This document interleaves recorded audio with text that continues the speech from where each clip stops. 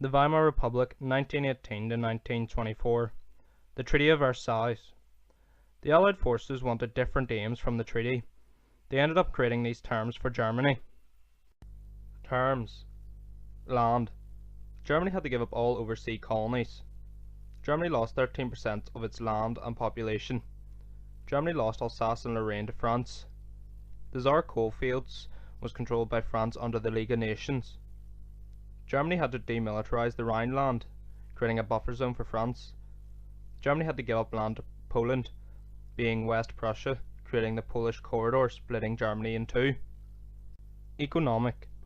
Germany lost 15% of its agriculture, Germany lost 16% of its coal, and Germany lost 50% of its iron production. The Kiel Canal had to be open to all from now on. War Guilt Clause. The German people felt very angered when they had to take sole blame for the war, especially for the fact that they weren't the only countries to take part in the war. Reparations. Germany had to pay 6.6 billion in reparations to the Allies every year. Germany had to hand over the majority of its merchant fleet and build ships for the Allies. This was to make up for the damage caused by the war. This crippled Germany's economy. Military. The Allies wanted to prevent Germany from building its army and military power up again. Germany was only allowed 6 battleships. Germany was not allowed any submarines nor an air force.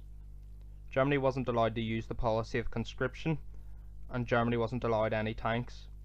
The German army was limited to 100,000 men. Impact of the treaty. The Germans were not allowed to take part in the treaty's negotiations. After seeing how harsh it was, the government resigned in protest.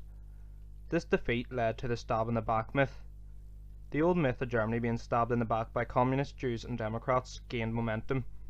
This was encouraged by right-wing leaders like Hindenburg, even though he encouraged the Democrats to sign the treaty, as Germany's armed forces were not strong enough to deal with an Allied invasion.